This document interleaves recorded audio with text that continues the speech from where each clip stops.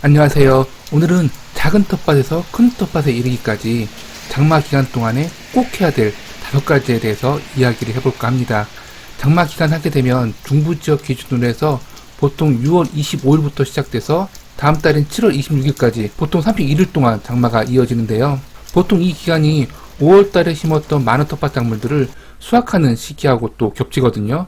보통 5월 달에 심었던 텃밭 작물들을 3개월 정도 키워가지고 7월 중순에서 7월 말 정도에 수확을 진행하는데, 이렇게 수확 시기하고 장마 기간이 겹치다 보니까 장마 기간 동안에 관리를 해주지 못해가지고 애써 키운 농작물들을 수확하지 못하는 그런 경우를 참 많이 보거든요.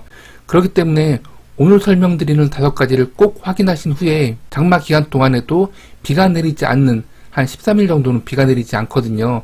그 틈을 이용해가지고 농작물 관리, 텃밭 관리를 해주셨으면 좋겠습니다. 우선 끈드르기인데요. 끈드르기를 해주는 이유라고 한다면 장마 비와 바람에 작물이 쓰러지지 않게 하기 위함이거든요.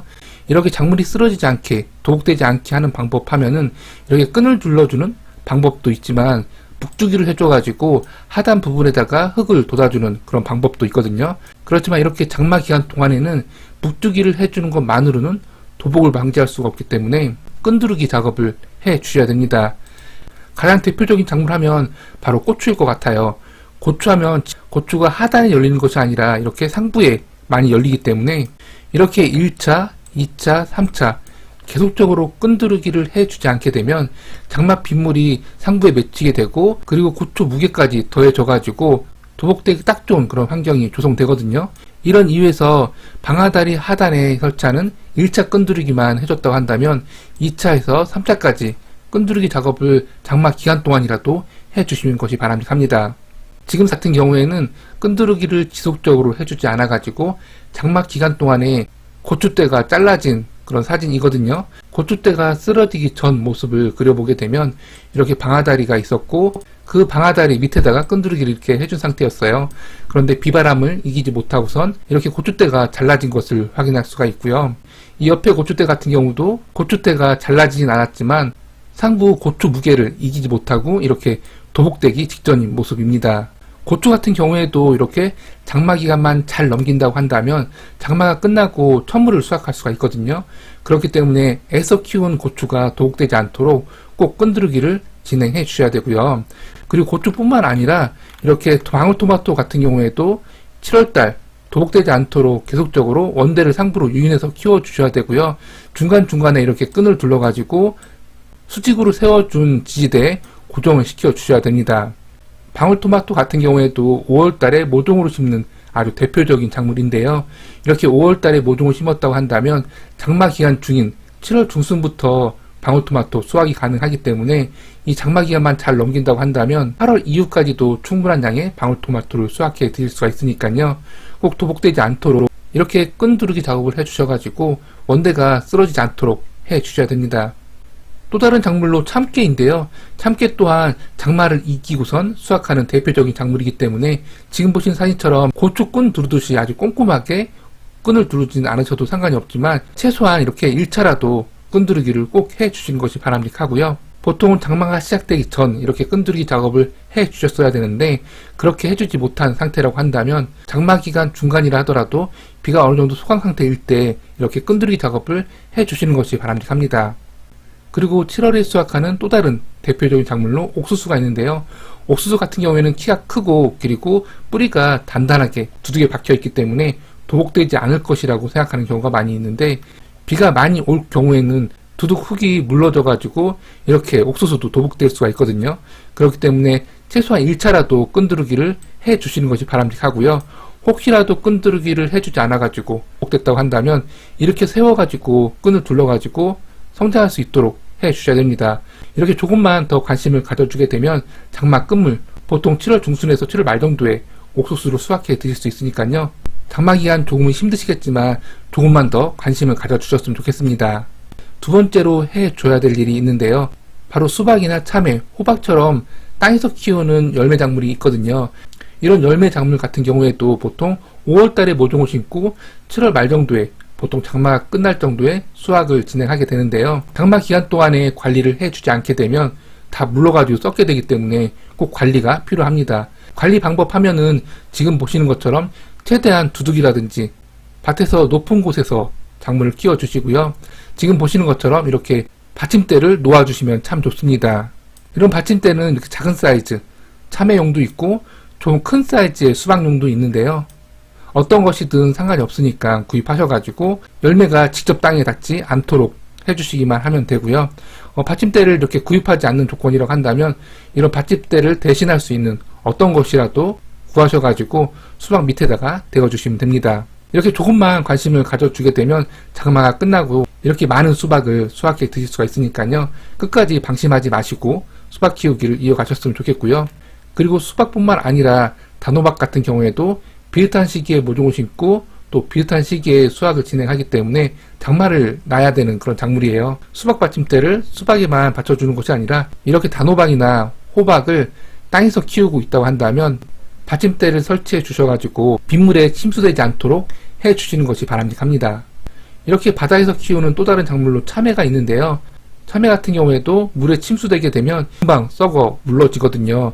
이런 이유에서 물에 침수되지 않도록 지금 오른쪽 사진처럼 받침대를 설치해 주게 되면 바닥에 직접 닿지 않아 가지고 썩는 것을 방지할 수가 있습니다. 물론 이렇게 땅에서 키우지 않고 상부로 유인해서 키우게 되면 이런 걱정이 사라지게 되는데요. 하지만 현재 이렇게 상부로 유인해서 키우고 있지 않다고 한다면 할 수 있는 최선의 방법이 받침대를 설치하는 것이니까요. 이 부분 참고하셔가지고 어떤 형태가 됐든 받침대를 설치해가지고 침수되지 않도록 해주시는 것이 바람직합니다. 세 번째로 수확하기인데요. 계속해서 말씀드리지만 4월달에 씨앗파종한 작물 그리고 5월달에 모종정식을 했다고 한다면 보통 장마 기간 동안 또는 장마가 끝난 직후 수확하는 것이 일반적이에요. 그 중에서도 대표적인 것이 공심채가 있는데요. 공심채를 대표적으로 또 설명드리는 이유라고 한다면 물을 워낙 좋아하는 작물이다 보니까 장마 기간 동안에 폭풍 성장하는 그런 성향이 있어요. 그런데 수확을 하지 않게 되면 빗물에 오염돼서 수확해 먹을 수 없는 그런 상태가 되기 때문에 꼭 수확을 진행해 주셔야 되고요. 그리고 공심채 같은 경우에는 한번 수확하고 마는 것이 아니라 계속해서 설이 내릴 때까지 수확을 진행할 수 있기 때문에 이렇게 밑둥을 잘라서 수확하는 것이 아니라 마디를 3개에서 4마디 정도 남기고서 수확을 하게 되면 지금 보시는 것처럼 이렇게 겹순이 또 나와서 성장을 진행하거든요. 그리고 장마 기간 동안에는 워낙 빗물을 좋아하는 작물이다 보니까 하루가 다르게 성장하는 것을 관찰하실 수가 있을 거예요. 그렇기 때문에 이렇게 빗물을 좋아하는 텃밭 작물이라고 한다면 장마 기간 동안에 너무 많이 성장할 수가 있으니까 바로바로 수확을 진행해 주셔야 되고요. 그리고 7월 달에 수확하는 또 다른 작물로 방울토마토가 있는데 방울토마토 같은 경우에는 장마 기간 동안에 이렇게 열과 현상을 보이는 것이 특징이거든요. 더운 날씨에 빗물을 맞고 이렇게 토마토가 터지는 현상을 보이게 되는데요. 그렇기 때문에 어느 정도 익었다고 한다면 수확을 바로바로 해 주셔야 되는데요. 방울토마토 한 다발이 이렇게 보이고 그 중에서 일부는 이렇게 빨갛게 익어 있는 것을 관찰할 수가 있고 그리고 일부는 녹색으로 아직 익지 않은 것을 관찰할 수가 있는데요. 이렇게 한 송이의 방울토마토가 다 익기까지 기다리지 마시고요. 열과 현상이 일어나기 전에 이렇게 빨갛게 익은 것을 우선 수확해 드시는 것이 바람직하거든요. 그렇다고 해서 다 익지 않은 이렇게 녹색의 방울토마토를 또 드시면 안 되는데요. 다 익지 않은 토마토 같은 경우에는 솔라린 성분이라는 독성 성분이 들어가 있기 때문에 꼭 이렇게 빨갛게 익은 것을 우선적으로 수확해 드셔야 됩니다. 이 외에도 장마 기간 동안에 수확할 수 있는 텃밭 작물들이 참 많이 있는데요. 가지도 있고요. 그리고 위에서 설명드렸던 참외나 수박, 단호박, 그리고 애호박도 이 시기에 수확을 진행하기 때문에 수확을 미루지 마시고 익은 것부터 우선적으로 수확을 진행해 주셔야 됩니다.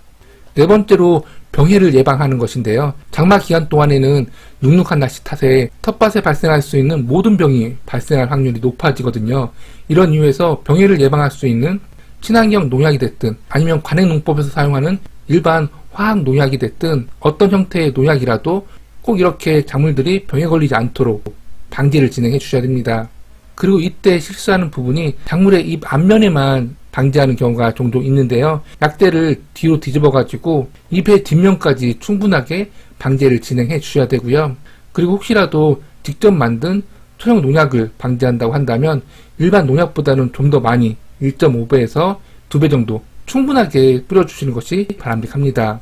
다섯 번째로 고랑에 이렇게 물이 고여있는 상황이라고 한다면 꼭 비가 그친 후에 배수가 될 수 있도록 고랑에 어느 정도의 기울기를 주셔야 돼요. 별것 아닌 것 같지만 이렇게 배수가 되지 않는 상태로 그대로 방치하게 되면 각종 병해가 더 많이 창궐할 수가 있기 때문에 꼭 이 부분을 비가 소강 상태일 때 확인해 줄 필요가 있습니다. 이렇게 해서 오늘은 장마 기간 동안에 꼭 해줘야 될 5가지에 대해서 이야기해 보았는데요. 별것 아닌 것 같지만 이 부분만 잘 지켜준다 하더라도 곧 수확할 텃밭작물들을 썩거나 병에 걸리지 않게 하면서 수확을 진행할 수가 있으니까요. 장마 기간이라 하더라도 비가 내리지 않는 그 틈을 이용해 가지고 꼭 텃밭 관리 해 주셨으면 좋겠습니다. 감사합니다.